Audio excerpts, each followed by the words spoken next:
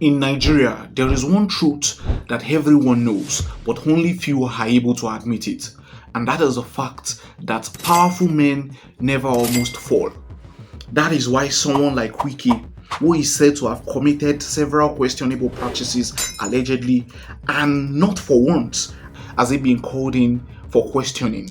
Even when caught in the act, even when evidence is written in black and white, the wheel of justice somehow stopped turning. Several governors, ministers, godfathers move untouched, not because of their innocence but by influence. So let's take a look at the fight between Wike and Sowore, the laundering allegations, the scandals, the loophole, consequence, defense, and pattern. Back in August 2025, West Africa Weekly drummed a bombshell report. They traced property records from Seminole County, Florida, and discovered that mansions in Winter Spring, a quiet suburb near Orlando, were registered in the names of Wike's family.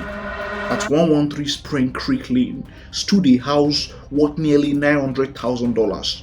The listed owners, Justice Eberechi Suzette Nyesom Wike, Wike's wife, and the sitting justice of Nigeria Court of Appeal, and their son Jordan. Another parcel in the same area bore the name of Joaquin, another son, and the combined value of these assets is almost $2 million. To the casual observer, this might just be an odd family investment abroad, but to those who understand Nigerian politics economy, the implications were clear.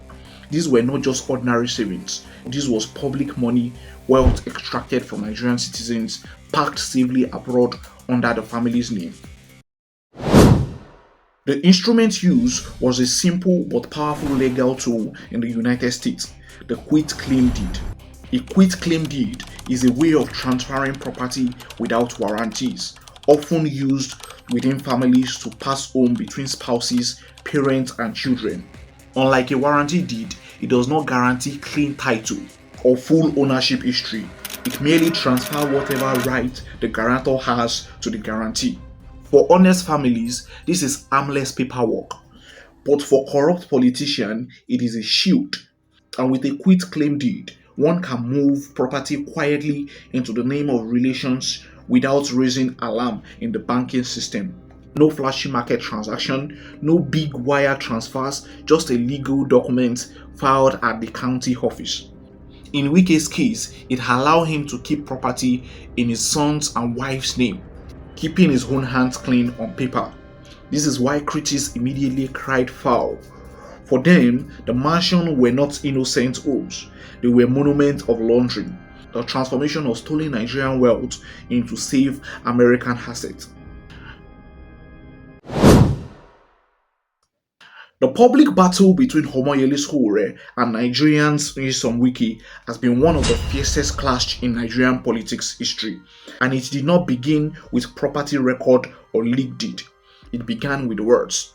Sowore, as blunt as ever, called President Bola Ahmed Tinubu a criminal after Tinubu boldly declared abroad that there were no longer corruption under his regime. For Sowore, such a claim was a shameless lie, and Wike, ever loyal to Tinubu and enjoying his power as the Minister of FCT, could not let it pass, and he fired back, warning Sowore, saying, "You are lucky Tinubu respects the rule of law. Continue to be lucky. There are those you will meet and you will be lucky again."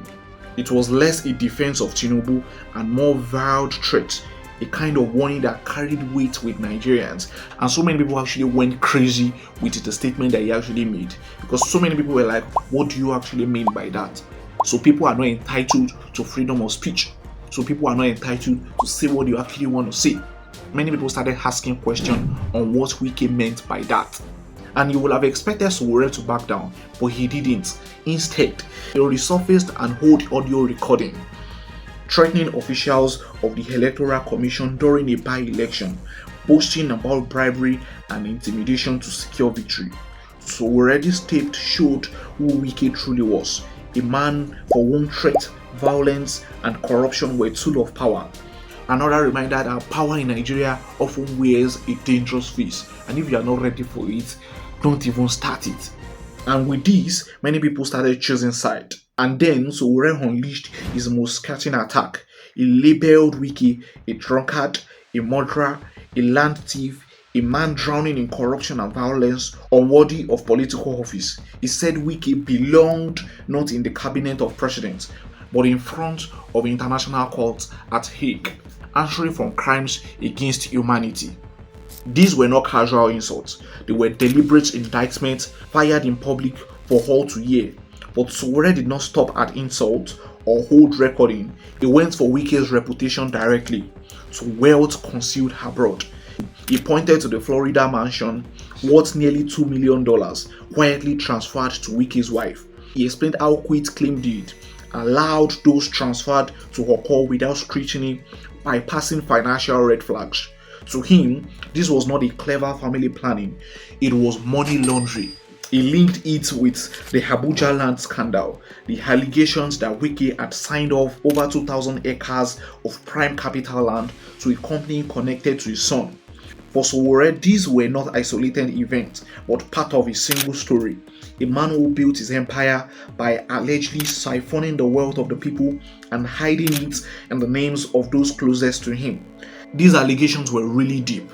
Electoral intimidation, political violence, threats, land theft, embezzlement, hidden mansions, money laundering, and so many things.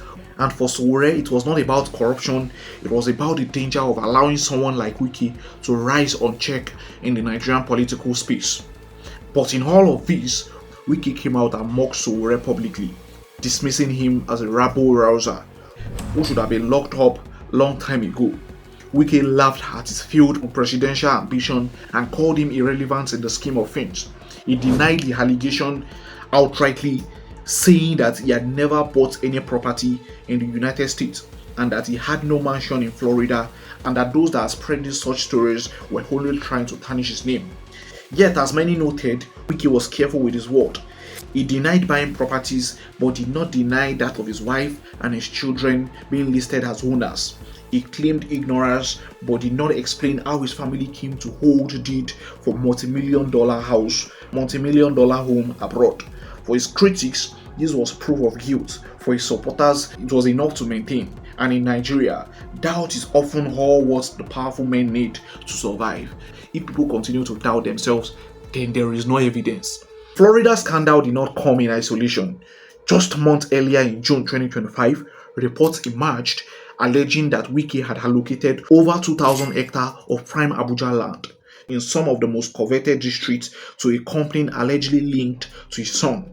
The allocation, they said, were made in a single day, and Wike denied everything. And once again, critics saw a pattern. Land in Abuja, homes in Florida, both transferred to family members, both shielded from scrutiny, both symbol of how public reserves in Nigeria often ends up in private hands. Wike's time as minister, even till now, is marked by a sweeping revocation and reallocation of lands. He revoked nearly 5,000 plots across Abuja, citing unpaid ground rent and abuse of titles.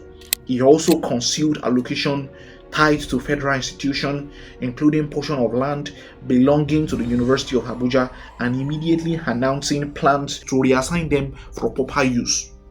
Some people argued that this approach followed a pattern: strip away titles at scale under the guises of enforcement, then quietly funnel premium tracts into the hands of allies with hidden ties. But many of his supporters actually countered this, saying that he was doing what many past ministers had failed to do, cleaning up years of corruption and non-compliance in the capital, which is Abuja. Outside Nigeria, the implications are very severe, very severe. Under American law, what Wike family has done may be interpreted as money laundering if the allegations are true, allegedly. The US Department of Justice operates the Kleptocracy Assets Recovery Initiative, which targets foreign officials who launder stolen money, stolen wealth through US banks and real estate. The US has actually acted before. They seized luxury homes of Teodoro Obiang of Equatorial Guinea. They pursued the Abacha family's billion hidden abroad. They prosecuted James Ipori in the United Kingdom when Nigerians could not. And if the trail of Wike's deed matches the pattern of illicit enrichment, America has both the power and the precedent to act. And in such cases, properties can be frozen, seized, and auctioned, with proceeds sometimes repatriated to the victim's country. For Sowore, it didn't end there.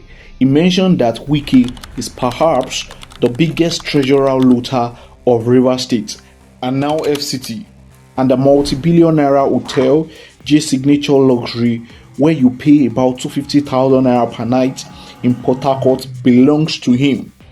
And his obsession with the word J makes it easy to spot. Someone said, to steal from a state and build the most eye-catching structure in the same state is another level of I don't give a FUCK madness. In these people's reality, Nigeria will never ever revolt.